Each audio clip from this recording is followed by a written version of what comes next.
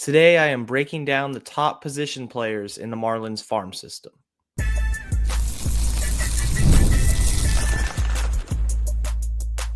You are Locked On Marlins, your daily podcast on the Miami Marlins. Part of the Locked On Podcast Network, your team every day. Welcome to Locked On Marlins. I'm your host, Jeremiah Geiger. You can hit me up over on X at Jeremiah Geiger 2. Leave a like, leave a comment in the YouTube channel. Thank you guys, of course, for making Locked On Marlins your first listen of the day. It's part of the Locked On Podcast Network, which is, of course, your team every single day. So if you're an everyday listener, I thank you for tuning in. If that's on YouTube, Apple, Spotify, wherever you're listening or watching, I appreciate you joining me. On today's show, I'm going to be talking about the top position players in the Marlins farm system. I have tier 1, tier 2, tier 3. So like I did the pitching staff, for those of you who watched that episode a couple weeks ago, I ranked my favorite pitchers who are high up on my rankings in the Marlins organization. That's going to be the exact same scenario, how I think they're going to do in the major leagues, how close they are to the major leagues, and projection. That's all going to be factored in this rating system. So you feel free to discuss the lists and the rankings. If you have any differences or whatnot, hit me up. But before I get into it with the tier 1 category, I want to remind you that today's episode is brought to you by FanDuel. Right now, new FanDuel customers can get $150 in bonus bets if your first $5 bet wins. Download the app or head to fanduel.com to get started. So, tier 1 position player prospects in the Marlins system. I have 4 names. And the way I am breaking it down into tier 1, it is the best of the best who can make the biggest impact on the major league team. And I factored in overall skill set, positional value. I factored in their how close they are to the majors, so that is a factor. But let's get right into it. The first prospect and the number 1 prospect on my list in the tier 1 category is Agustin Ramirez. Agustin Ramirez came over from the New York Yankees in the Jazz Chisholm trade. I do believe his bat is major league ready. I think if he played a different position, he would be in the Marlins opening day lineup. The exit velocity is off the charts. The contact skills are there. He has great power. He can drive the ball and it just explodes off his bat. He is an explosive hitter at the plate with a very good approach. So he's not just going up there and free swinging and chasing at everything either. So he's a very advanced hitter. The question is his defense. And I think he's going to start in AAA, getting those reps defensively to try to stick at catcher. I've talked about this before. The question ultimately comes down to how patient will the Marlins be regarding his defense? Will they give him ample time to get the development and take the time he needs away from the major league team, away from the lineup, in order to improve his defense? And how long is the leash? How long do you afford him? So that's a question that the Marlins will have to answer. I do think that his floor is still very high just because of the bat. If the defense doesn't work out and he's just not getting it and he can't get to a point where the organization feels comfortable, then you move him to first base. You give him at-bats in the DH role. It'll be okay. But ultimately, he sticks at catcher. That's the best case scenario. And you have an above average, potentially a top 10 catcher in your organization. The number 2 prospect that I'm going to bring up is Starlyn Caba. Now, Starlyn Caba is a few years away from the major leagues. He's still really young. Acquired in the offseason in the Jesus Luzardo trade with the Phillies. And what I think is interesting with Caba is the Marlins felt comfortable enough to trade a proven starter, a very good starter in Jesus Luzardo, coming off of a season in which the Marlins struggled with pitching depth. They liked Caba to the extent that they were willing to part with Luzardo for multiple years of control. So when you take a deep dive into Caba's profile, he's still years away from the majors, but I still want to put him in tier 1 because he is a contact-oriented hitter with a very good approach at the plate who's going to draw his walks and get on base, and who also plays elite defense at shortstop. You know, there's a lot of players in the Marlins system, the middle infield depth, it's something where, is this player going to stick at short? Is he going to move to second in the long term? You hear that a lot because, well, shortstop is the most difficult position. It's the most athletically required position. You need to be super athletic to play short. And that's why when you're growing up, usually the best kid on the baseball team, the most athletic, plays shortstop.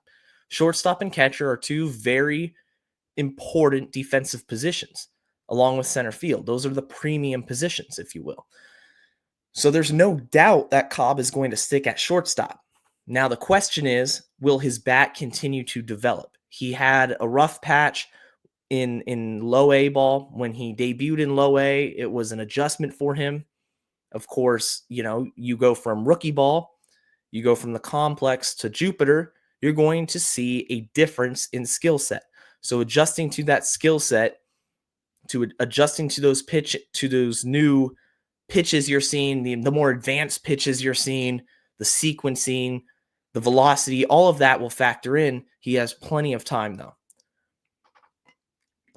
Ultimately, though, Cabo is tier 1 because the ceiling is very, very high. He could be a multiple WAR player with great defense, really good contact skills, good OBP. There's a lot to envision on him. I really like him as a prospect. So Caba is tier 1. The third player in my tier 1 category is Joe Mack. Now, Joe Mack is another catcher, but he is guaranteed to stick at catcher. And slow start to his professional career. He's drafted out of a New York high school. So high school catchers, there's always a risk when it comes to drafting them. You know, it's going to be a long development period. And Mack comes into the organization. His bat is low average. He's not really showing the power. And then last year, everything goes right for him. The power explodes. He hits over 20 home runs. He's mashing doubles. And meanwhile, he's playing good defense behind the plate. He's got a rocket of an arm. So there's no question that he's going to move away from catcher. He's going to be a long-term catcher. The question is, when does he debut in Miami right now? That's the question that the Marlins will have to answer, because his hitting took such quantifiable leaps forward last year, and it's already carrying into this season, in which he's having a really nice spring training. He's a non-roster invitee. He's getting his first opportunity in Marlins in big league camp, in Grapefruit League action. So it's been great for him. He's done very well.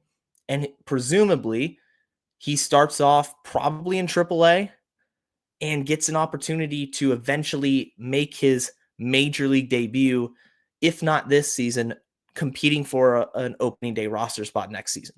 But it wouldn't shock me. It would not shock me at all if he debuts this season at some point. I think Joe Mack can be the catcher of the future. I really do. I think he's somebody that's going to provide the power. He's going to rip 30, 35 doubles a year. And yeah, the average might not be extremely high. He might sit 230 in the major leagues. Let's just say 230, 235. That's fine. If you had 34 doubles, 22 home runs, you play good defense, you are an above average catcher who's going to play there for a very long time. The last player in my tier 1 category. And this is somebody who I'm starting to worry about, and I'm starting to have questions, is Deyvison de los Santos. De los Santos is the reigning home run king in the minor leagues, albeit he was playing in very good offensive ballparks, so really good ballparks to hit in, hit a lot of home runs, and he has great raw power. Comes over in the AJ Puck trade at the deadline, but there's still questions with his approach. He doesn't have a major league approach yet. The raw power is there, but he's swinging at everything. He's chasing at everything. And he gets an opportunity in spring training. The hope was he's going to battle for an opening day roster spot if he can work through this just terrible plate discipline, this approach in which he swings at literally everything. And so he got optioned just a couple days ago. So he was part of the second round of roster cuts. He's still chasing. He's still striking out at a high clip. And he's somebody that is still young. He's 21 years old. He's got plenty of time. But if he doesn't make tangible improvements in the first half of the season, you're going to start questioning, will he ever make an impact? And he's going to have plenty of time. Let me reemphasize that. But the thought in the back of my mind is he has to change his entire approach and become more disciplined. It has to be a complete reversal in his mentality at the plate. Otherwise, it's not going to work at the major league level. It just will not. You're going to see sliders away, fastball above the hands, swing and a miss. A 1-2, 2-2 count, throw him some cheddar, let him go fishing for it. So what's going to happen? So he's going to start off in AAA. He's got to work through these issues. The reason why he's still in tier 1 is because his absolute ceiling is legitimately 40 plus home run power. He's that powerful. The best power hitter in the Marlins system. But he has to put it all together. Going late on this segment, but I had to get that tier 1 category done. Coming out next is going to be tier 2.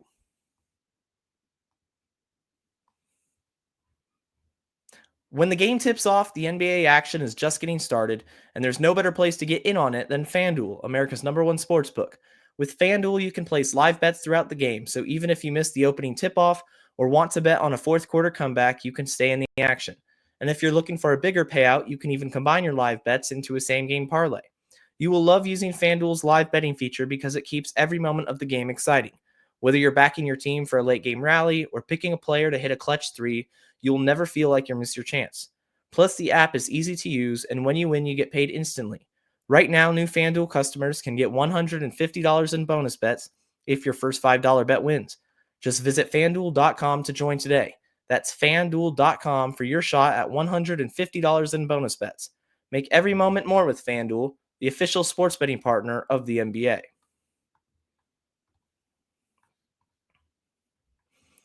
If you're an everyday listener, of course, thank you for being a part of the Locked On Marlins crew. I do appreciate it. If this is your first time tuning in, tune in again tomorrow. We're going to have an awesome season talking about the Miami Marlins every single weekday. Going to have guests. And if you are a fan of the show and you want to be on the show, if you say, you know what, I want to get my voice out to the Marlins community, hit me up.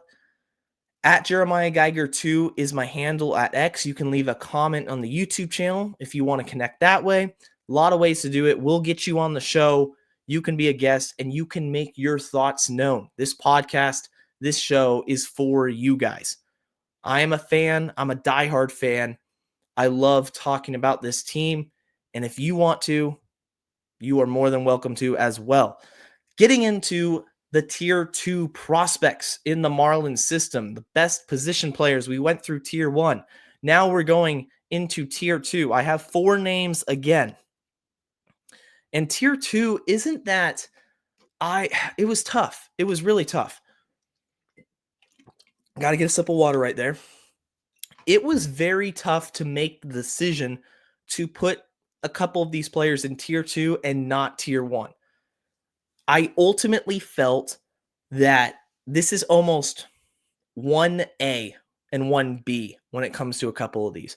First couple I'm going to talk about simultaneously is going to be Jared Serna and Max Acosta. If you're an everyday listener, you know how much I absolutely love Jared Serna, and I'm a believer in Max Acosta. Very quickly on, I am believing in his skill set, his defense. Acosta's defense at shortstop has been impressive this spring training. He's done great things at the plate, hit a home run earlier this spring training, and I think he can be a very productive bat and debut for the Marlins. I think both of them could debut for the Marlins. Serna, second baseman, Acosta, shortstop / second base. It looks like he'll stick at shortstop. It really does. That's the consensus so far around spring training, is Acosta's looked very good. And it's exciting for an organization that's been lacking in player development in regards to position players. So Acosta comes in, brand new member of the organization, acquired in the Jake Berger trade, and he's already making impressions. He's already showing what he can do and stick at shortstop. Because he has a really good arm, that's part of it. And the bat, I think, is going to play at the major league level too. So you're going to see Acosta, you're going to see Jared Serna at some point in the near future. Whether you see Serna this year, possibly, we'll see. He spent the majority of last year in Double-A, but definitely 2026. And I would expect in a rebuilding season, you see Serna in the back half of this season. I love what Serna brings to the table. He reminds me, and this is high praise, but he reminds me of Jose Altuve.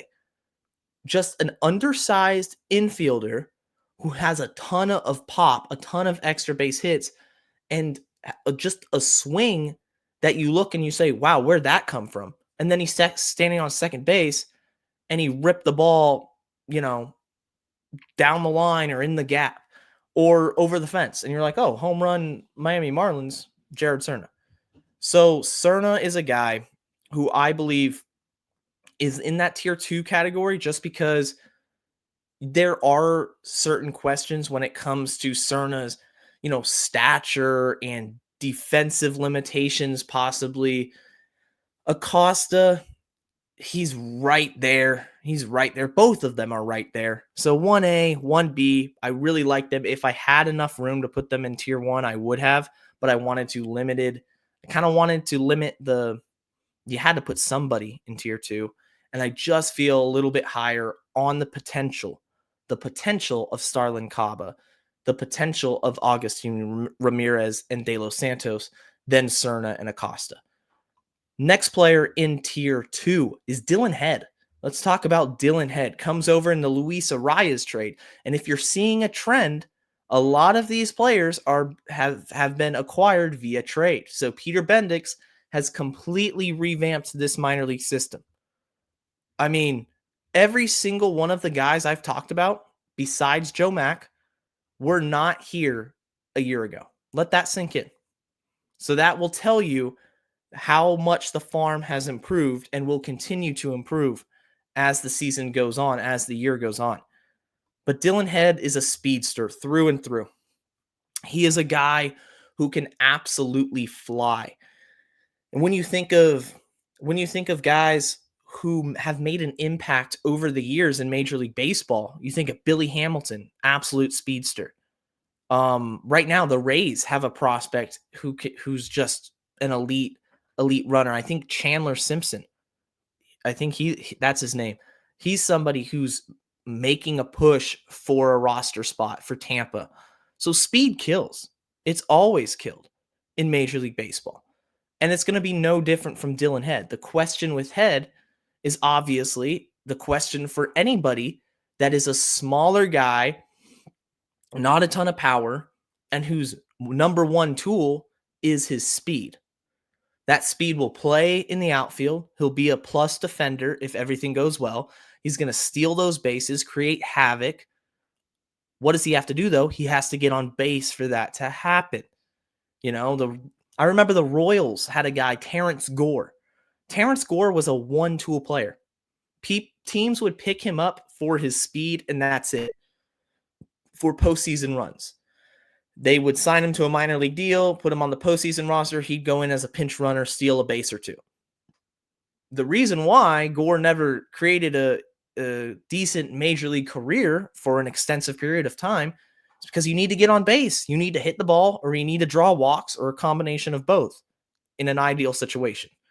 So for Head, it's all about maximizing his contact, getting on base, not striking out a ton, putting the ball in play, and let your wheels do the rest. I do think he's one of the players this season coming off of an injury. He came off of an injury last season when the Marlins acquired him, had a hip injury, missed the rest of the season. There's a ton of potential with him, and he's going to be a very interesting watch in 2025. The next player and the last player on this list. Now, this is something that I kind of avoided with the pitching staff, and it's really hard to rate players who haven't debuted yet for the Marlins, and that's why I put him in tier 2, because I think the potential is very high, but he's so young. He's 16 years old, hasn't played professional baseball in the minor leagues yet, and you just don't know what you have with him ultimately. He could boom, he could bust. It's Andrew Salas. So Andrew Salas comes from a great baseball family. His brother, Ethan, is an elite prospect with the Padres. Jose Salas is another brother, another professional baseball player. So he comes from a great lineage of baseball players. It's in his blood. A lot of great tools. Does he stick in the outfield? Could he play infield?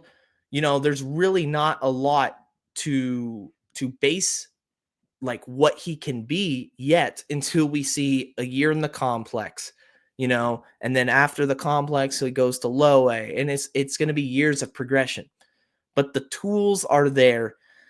He's somebody who has a really nice swing.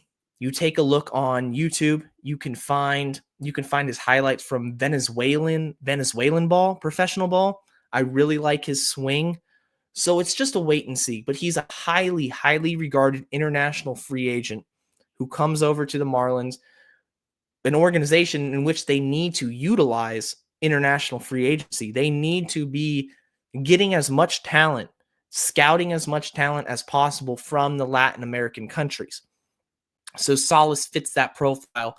They signed him for, I don't know the exact number, but it was a good chunk of change. It was a few $1 million they signed him. So they believe in a 16-year-old enough to give him that money. Now let's put him in the farm system. Let the player development team, let everybody get on board on his development, because if everything goes right, the ceiling's super high.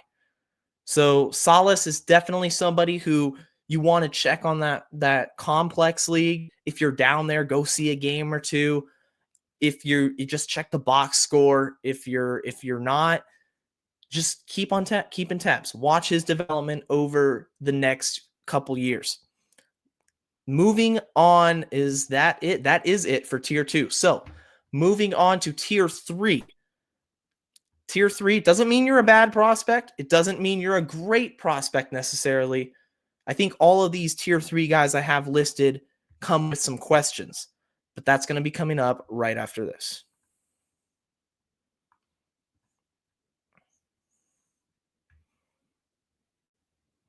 A reminder to hit me up with any questions or comments or topics you want to hear me discuss on the show. Any questions, I will do my best to answer them here on Locked On Marlins. I'm talking about Marlins positional players. They're the best in the system. I'm breaking them down tier 1, tier 2, tier 3. This is tier 3. I'm going to start by talking about Victor Mesa Jr. After another sip of water there, Victor Mesa Jr., I didn't know where to put him.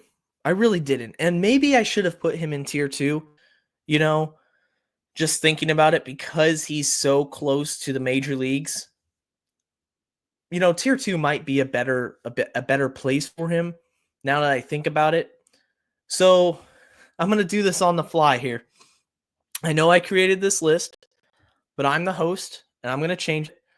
This is the last addition to tier 2. I don't want to put Victor Mesa Jr. in tier 3. But the reason why he's not in tier 1, and I think he's in the middle of the pack, but I had to get him out of tier 3, even though this is completely on the fly, is because he's so close to the major leagues.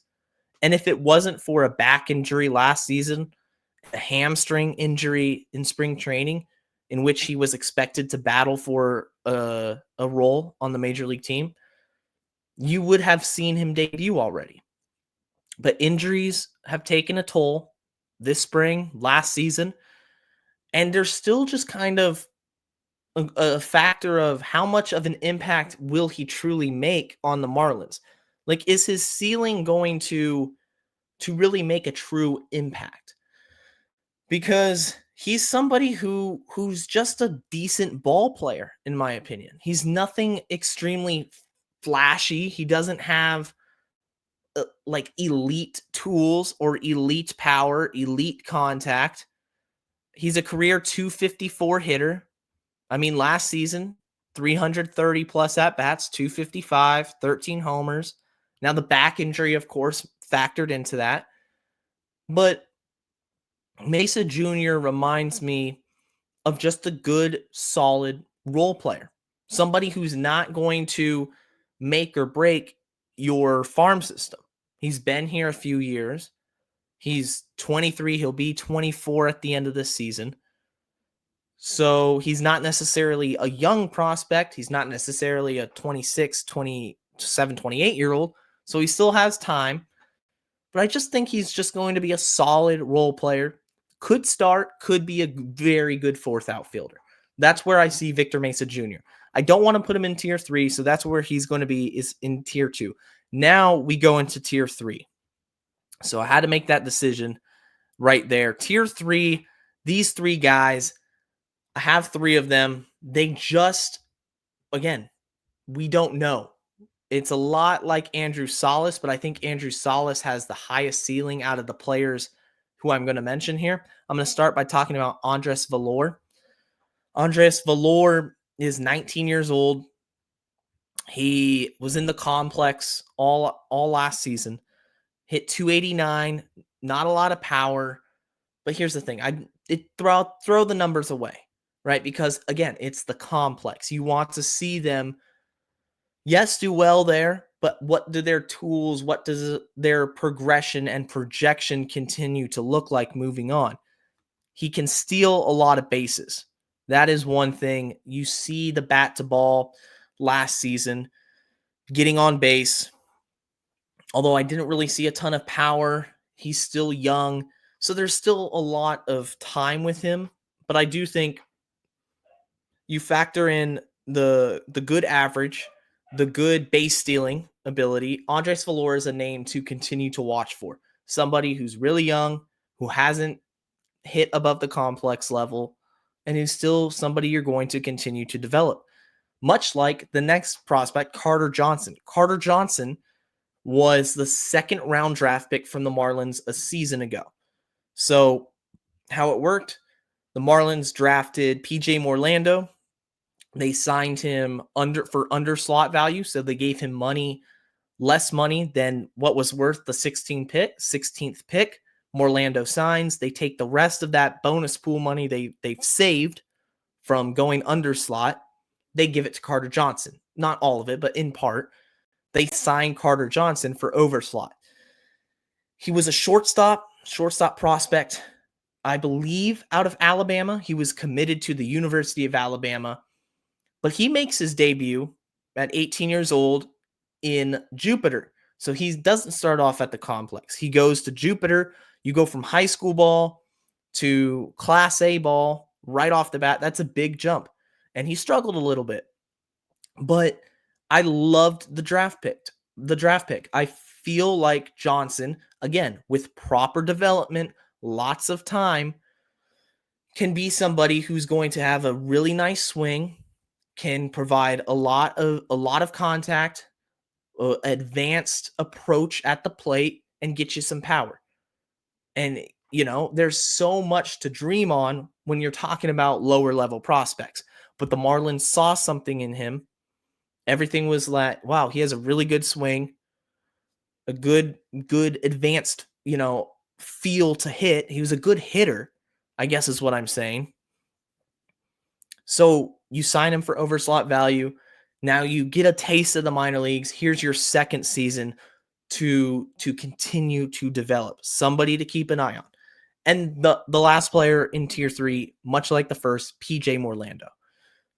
First round pick, ton of power. He's showing out at the circuits and the home run derby.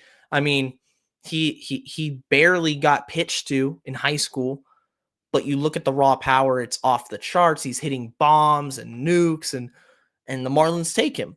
He wasn't expected to go in the first round necessarily, or that early in the first round at least, but he goes number 16, signs under slot value, and he's somebody who got injured, unfortunately, and this will be his first full season of professional baseball.